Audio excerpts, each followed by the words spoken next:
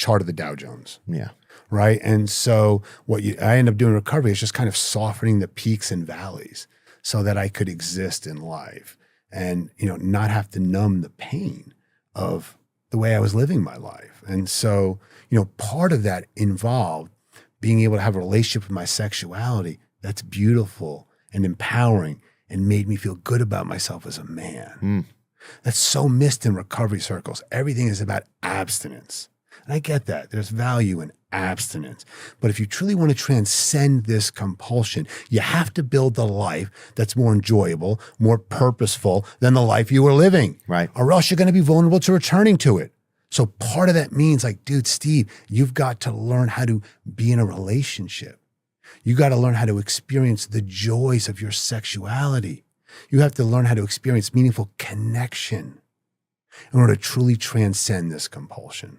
Yeah, I mean, it's so funny you're saying this because I was thinking the other day, it's one thing to kind of refrain from things, right? Like I'm refraining from drugs and alcohol, and I'm refraining from things that I'm addicted to. But it's another thing, but if you don't have a life outside of that, then you're just sitting there playing defense all the time. That's correct. I was just thinking about that the other day. Somebody's like, well, what do you like to do? And I'm like, my hobbies became my jobs. And I'm like, yeah, I gotta find some things to fall in love with. Yeah. I gotta find and there's so many things. How about a great woman? Yeah. I mean, yeah, that would be awesome. I would, hey. Just saying. I'm down. But yeah, I see exactly what you're saying. I live a life today where I don't need pornography. I don't need alcohol. I don't need drugs. This is like a journey around really healthy masculinity. For so much of my life, my behaviors were not in alignment with my values. Yeah. And I suffered, right? I needed porn to deal with the way I was living my life. So when I started to live my life in alignment with honor, integrity, love, service, kindness, I felt good about myself as a man. I didn't need to numb the pain of Steve. Yeah. I could look in the mirror and be like, that's a good guy. Most days. Yeah. That's good stuff. Yeah. So that's often what's missed in recovery. This is not just about abstinence.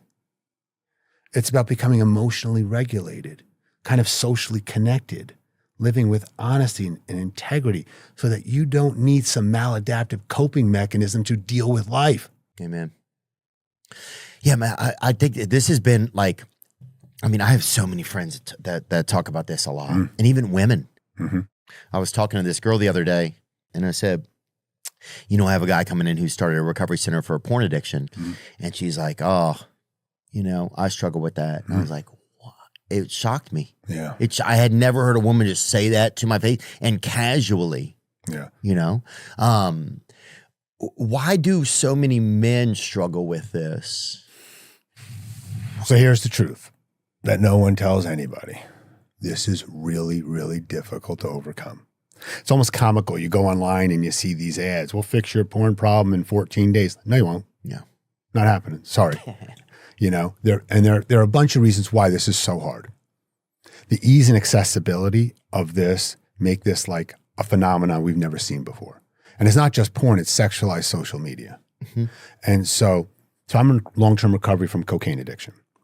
And could you imagine in early recovery having to walk around all day long with a pocket full of cocaine and not do it when you have some uncomfortable feeling come up? What do you think it's like for these guys that have their drug of choice in their hand on their phone? Yeah. So the instant access makes this challenging. So that's one thing, but there's a lot more going on. And so when you think, this is the way I think about it, right? And so I think that pornography kind of hijacks the brain's reward system and so dysregulates your nervous system. Porn becomes this learned shortcut to avoid discomfort. So when you stop watching porn, you're not just stopping a bad habit, you are literally kind of throwing away your primary regulation tool. And when you stop watching porn, I don't know if you can relate to this, I certainly can, your nervous system can go haywire, right? You can feel irritable, you can feel anxious, flat mood, low energy, and cravings. And these cravings can feel primal. They're literally a function of multiple systems in your brain and body, screaming out all at once that something's missing for your survival. Wow. That's why guys return to the behavior or quote unquote relapse. This is not about willpower. This is not about moral failure. This is biology and neuroscience. Your brain has been conditioned with all the porn that you've watched, and your nervous system has yet to find another way to regulate itself. So recovery is not just about stopping a behavior. It's retraining your nervous system. It's learning how to deal with urges and cravings so they weaken over time. Second challenge is that, you've heard it in my story, right? Men use porn as a way to numb, avoid, or suppress emotional pain, anger, pressure, anxiety, depression, trauma that none of us want to feel. And so when you stop watching porn, these feelings come back with a vengeance. So unless you begin to identify and heal those root causes, you are going to routinely return to the one thing you know provides you temporary relief, and that's porn.